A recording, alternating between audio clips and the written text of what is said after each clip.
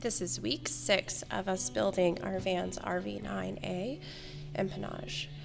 Sam mentioned last week that we posted a video that's gotten a lot of attention, and so we want to take just a moment to thank everyone who's watched our video and all of our new subscribers, and to spend a little time to answer some of the questions as we are riveting our left side of the horizontal stabilizer here.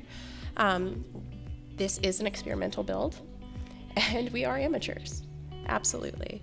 There's been questions about why we're not priming. Van sends all of their aluminum parts with an all-clad corrosive, what's it called? Corrosive coating. Yeah.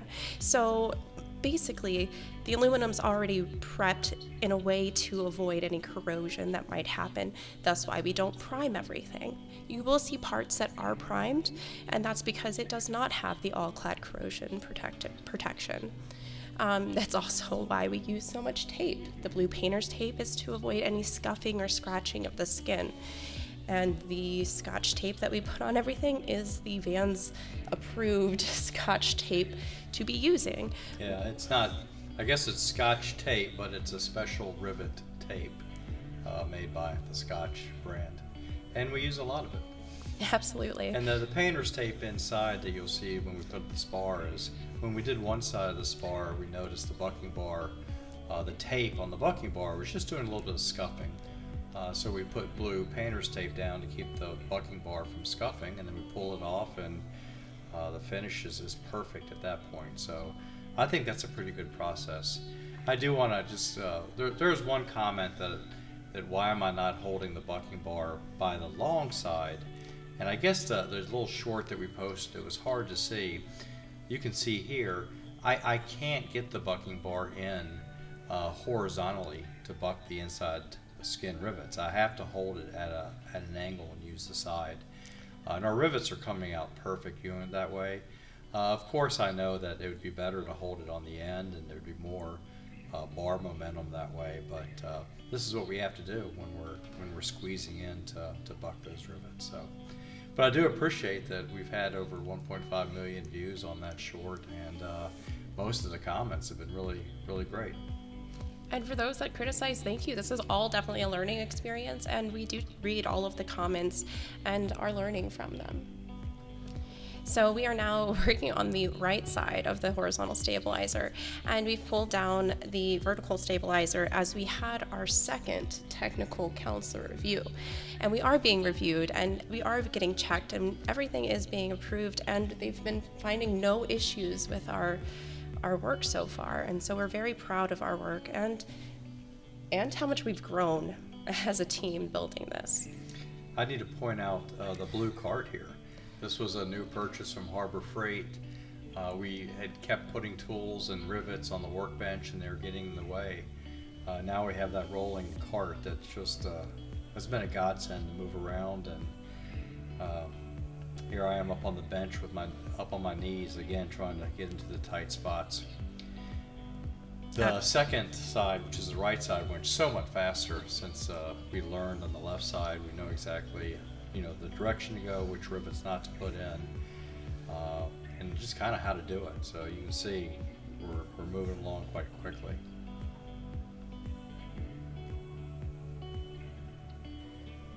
And let's see here, we're getting ready to. Have we put in the? We're now putting in the aft spar. We have not put in the aft spar. We are putting in the end ribs. The end ribs. Yep. Yeah. And again, we're using the Clemson Aeronautic yokes for our squeezer, and it's just it really is a godsend. So much better than what we've been trying to do. Another shout out to Clemson Aeronautics. I know I talk about them a lot, but the team there is great, and I can't speak highly enough about their yokes and the jig fixture to hold the pneumatic squeezer on the bench for us. And we've now clecoed in the rear spar, and we're about to use our squeezer to finish out. We had some visitors there. That wasn't our technical. That was our neighbor. That was our neighbor Randy, who builds a lot of air cats. He came over to check. Was it air cats? Air cams. Air cams. Yes.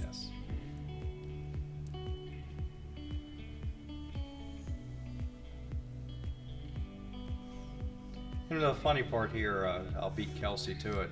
We had everything to finish the horizontal stabilizer. There's Andrew, an AP at the down the road, and he's going to be an IA soon this summer. He came to kind of ask our advice on some avionics stuff, and he looked at our work as well. But the funny story I was mentioning is we had everything almost done here, and it turns out we were short one pull rivet to finish it. So we were waiting on an order from Vans for more rivets, the rudder brace. Finally, we've gotten all the parts in, so you'll see us start to work on the rudder again in the next video. But now we're just finishing up the rear spar, assembly attaching it. Yep, happy moments, almost having our second component almost complete. Yep.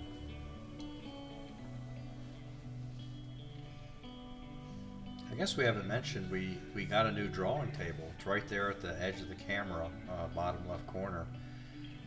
We were always getting our drawings in the way, so we bought a used drawing table. Now it's a good place to keep all of our reference material. But now with the blue cart, the drawing table, we're running out of room. No more new furniture is the rule. Yeah. We're just finishing the very last components of the rear spar, the last two brackets.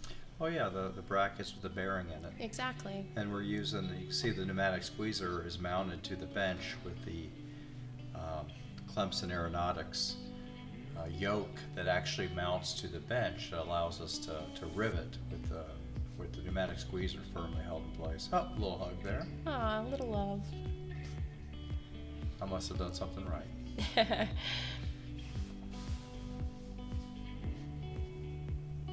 And so with that done, we've finished the horizontal stabilizer. Well, no, we still have the one blind rivet to put Well, in. okay, that's valid, but primarily finished, and we're still missing our rudder brace, rib brace. So we've decided that we're going to go ahead and move on to at least pulling the vinyl off of the elevator and start fabricating the stiffeners. So as you can see, we've pulled down the skins for the elevator, and we're just removing the vinyl. Kelsey's working on removing the vinyl, and I am pulling the vinyl off the stiffeners, which I'm going to take home, make some 1-to-1 full-scale drawings on the printer, and then make those in the basement with the bandsaw, and then bring them back to the hangar to do the final finishing. Yep. I think Kelsey had to run off, and I spent the rest few minutes here. We had bent one of the skins. We'd put a couple small dents in the skin when we were leaving. So I fixed that, and here I've come back from my house, and I am starting to work on smoothing out the edges of all the stiffeners. There's quite a few stiffeners to be made. This is the end of week 6.